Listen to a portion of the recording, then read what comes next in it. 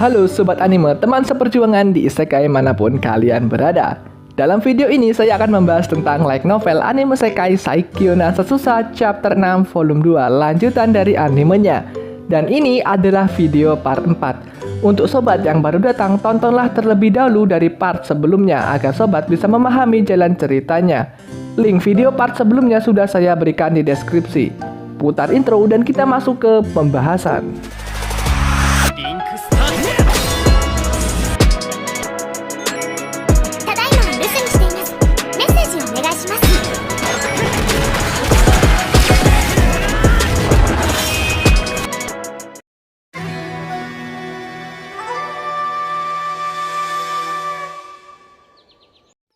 Chapter 5 Volume 2 Assassin menyelesaikan ujiannya. Jadi pertandingan Luh dan Noise Gepis adalah salah satu yang terakhir dilakukan. Ujian pertandingan final ini sangat menentukan peringkat siswa karena dua siswa terakhir yaitu Noise dan Luh sejauh ini memiliki nilai yang paling tertinggi. Pertandingan terakhir ini menentukan tentang siapa yang akan menjadi ketua kelas rank S. Dia Viekone melakukan tes sihir dengan baik tapi posisinya menurun setelah melakukan tes fisik, sedangkan Tarte kebalikannya. Jadi di dalam arena pertandingan yang besar itu terdapat beberapa ring arena yang dibagi secara bersebelahan. Luh dan Noise berdiri bersebelahan sebelum masuk ke arena mereka masing-masing. Kemudian Noise menatap tajam ke Luh dan berkata, "Luh, aku sudah mengatakan ini sebelumnya, tapi jangan pernah berpikir untuk memberiku posisi teratas. Aku ingin menang adil dan jujur. Dengan kekuatanku sendiri, aku bersumpah akan memberikan segalanya." Luh dan Noise pun akhirnya masuk ke arena mereka masing-masing. Jadi masing-masing dari musuh Luh dan Noise ini adalah wakil komandan dari kesatria Ordo Kerajaan. Dan terdengar dari tribun penonton Tarte dan dia yang bersorak menyemangati Luh. Di arena Luh, sang wakil komandan Ordo berkata, "Bukankah kamu populer, nak? Kamu membuatku cemburu." "Keluargaku hanya sedikit terlalu antusias," jawab Luh. "Jangan khawatir, nak. Itu hanya motivasi tambahan bagi saya. Aku tidak bisa membiarkanmu menggunakanku untuk pamer pada gadis-gadis manis itu, tuan populer kecil," kata si wakil komandan Ordo tadi sambil memasang wajah kebencian. "Kamu hanya kekanak-kanakan, paman." "Hahaha, kamu mungkin benar, tapi aku tidak perlu menahan diri untuk melawanmu." Mereka berdua pun memegang dengan erat senjata mereka. Luh di sini memilih untuk mengambil pedang. Sebenarnya, Luh lebih baik dengan pisau, tapi Luh menghindari memberikan rahasia Tua Hade. Dan jika menggunakan pisau, Luh takut secara tidak sengaja atau refleks membunuh si wakil komandan kesatria Ordo tadi. Pengawas pun akhirnya memberikan aba-aba kata, "Mulai," yang menandakan pertandingan dimulai. Tapi Luh dan wakil komandan tadi terhenti sejenak karena merasakan mana yang begitu besar dari arena sebelahnya. Mana itu berasal dari Noise. Dia mengacungkan pedangnya ke lawan dan memperkuat fisiknya. Si Noise ini bermaksud untuk melawan musuhnya secara langsung dengan kekuatan penuhnya tanpa menggunakan trik murahan. Dan kembali fokus ke arenanya Luh. Sekarang Luh melihat kapasitas mana si wakil komandan tadi menggunakan mata Tua Hade-nya. Luh berusaha menyesuaikan kapasitas mananya agar bisa seimbang. Si wakil komandan tadi tersenyum lebar dan Noise pun melakukan hal yang sama. Kedua wakil komandan dari arena Luh dan Noise menyelimuti diri mereka dengan kekuatan sihir yang bisa mereka kumpulkan. Kemudian Luh memfokuskan dirinya pada lawannya. Luh berencana menggunakan kemampuan cadangannya yaitu dengan ilmu pedang ortodoks. Mereka pun mengayunkan pedang secara bersamaan. Si wakil komandan tadi sedikit lebih cepat dan ayunan pedangnya terasa berat dan kuat. Luh memastikan memperkuat kemampuan fisiknya dengan jumlah yang sama dengan si wakil komandan. Pada tingkat kekuatan mentah, Luh adalah amatiran, sedangkan wakil komandan tadi adalah pengguna pedang yang sudah berpengalaman. Luh merasa akan kalah jika mereka saling beradu pedang. Jadi Luh sedikit melemaskan tangannya tepat sebelum ayunan pedang si wakil komandan tadi mengenai pedangnya. Luh sedikit mundur untuk menghindari serangan itu. Tapi segera itu si wakil komandan membaca situasi dan mengejar Luh. Lalu Luh menghindari dua ayunan pedang lagi yang mengarah kepadanya. Si wakil komandan tadi mencoba memojokkan Luh dan taktiknya ternyata berhasil. Luh berpikir jika dia melanjutkan bertarung dengan gaya ortodoks, maka kekalahannya tak terhindarkan dalam 7 atau 8 langkah lagi.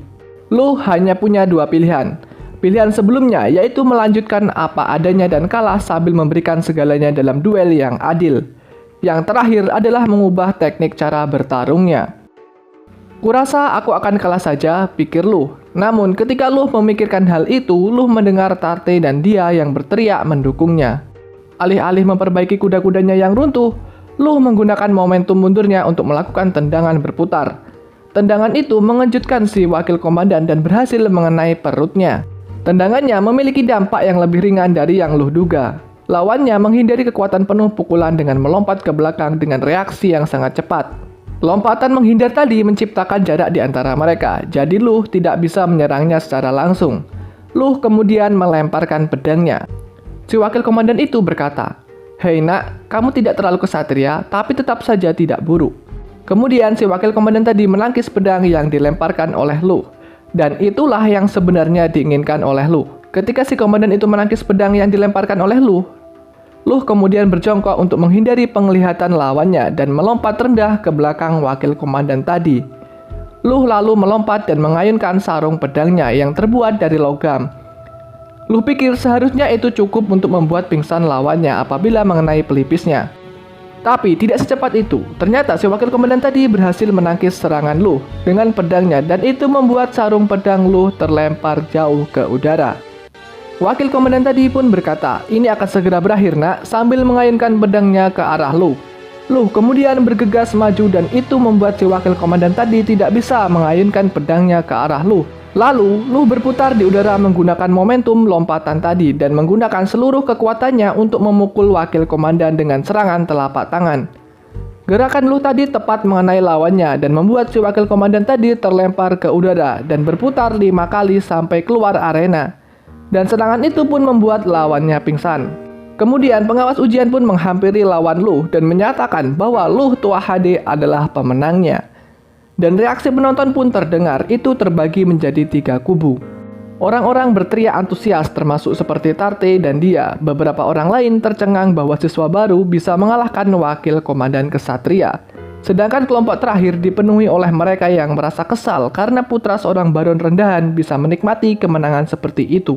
Luh akhirnya menang, tapi Luh tahu bahwa metode kemenangannya tadi telah kehilangan beberapa poin. Para juri tidak diragukan lagi lebih suka siswa yang berhasil mengalahkan lawannya dengan metode tradisional. Bertanya-tanya tentang bagaimana dengan pertandingan Noise, Luh kemudian melihat arena di sebelahnya. Ternyata pertempuran masih berlangsung sengit. Tidak seperti Luh, Noise menggunakan gaya berpedang kerajaan yang sudah diperbaiki dari generasi ke generasi. Tapi gaya berpedang itu cenderung bersandar terlalu keras pada keindahan pertarungan pedang. Tapi tetap saja itu kuat. Noise melakukannya dengan sempurna. Luh berpikir tidak banyak orang berkompeten seperti dirinya. Pertempuran tampaknya menjadi jalan buntu, tetapi Noise perlahan-lahan mendapatkan keuntungan. Output mana superiornya membuat perbedaan. Wakil komandan tadi lebih terampil dalam ilmu pedang, tapi kekuatan mana Noise memberikannya keunggulan yang lebih signifikan. Wakil komandan tadi kehilangan kekuatan fisiknya yang membuat posisinya terlempar. Noise segera menyadari hal ini. Menyadari pegangan lemah wakil komandan pada pedangnya, Noise memberikan pukulan telak dan menjatuhkan pedang si wakil komandan. Kemudian Noise menodongkan pedangnya dan berkata, "Saya menang, saya menyerah," kata si wakil komandan tadi. Dan segera setelah pertandingan Noise berakhir, suara tepuk tangan meriah terdengar dari kursi penonton. Itu berbeda dengan kemenangan Luh. Hal itu wajar karena tidak ada yang aneh dari kemenangan seorang anak adipati. Lalu Noise pun tersenyum ke arah Luh dan berkata, "Saya tidak tahu siapa di antara kita yang akan keluar sebagai yang teratas." Dan setelah itu waktu istirahat. Nah, setelah istirahat selesai, para siswa berkumpul kembali ke pintu masuk akademi. Ketika pintu gerbang dibuka secara perlahan-lahan, semua orang tua para siswa masuk. Mereka sangat ingin melihat di mana posisi peringkat anak mereka. Penempatan posisi mempengaruhi citra bangsawan. Pertama, daftar nama untuk semua kelas kecuali kelas S telah diumumkan. Dan tak lama kemudian saatnya tiba untuk mengumumkan 8 siswa teratas sebagai kelas S. Lalu, terlihat seorang pria paruh baya berjalan ke atas panggung. Dia adalah kepala sekolah akademi. Dan kepala sekolah pun mengumumkan 8 orang siswa teratas, yaitu di posisi ke-8 Berluk Brutalis. Pahlawan Epona berada di posisi ke-4, lalu Diaviecone di posisi ke-3. Semua mata orang tertuju kepada Luh dan Noise karena tinggal nama mereka yang belum dipanggil. Kepala sekolah berhenti sejenak dan membuka mulutnya secara perlahan-lahan dan berkata, "Luh tua HD." Luh berpikir itu berarti dia berada di posisi kedua lebih rendah dari Noise. Luh tahu itu akan terjadi, jadi Luh tidak merasa sedih karenanya. Tidak menjadi nomor 1 sebenarnya lebih cocok untuknya karena dia tidak ingin menonjol. Dan kemudian terdengar, "Dan Noise Gepis, kalian berada di posisi pertama dan akan berbagi kehormatan menjadi ketua kelas," kata kepala sekolah. Noise kemudian tersenyum dan menepuk pundak Luh, dan mereka menuju panggung secara bersama. Dan berakhirlah cerita untuk pembahasan chapter 5 volume 2. Kita bahas chapter 6 volume 2 di video selanjutnya. Terima kasih telah menonton sampai di sini. Sampai jumpa di next video and bye-bye.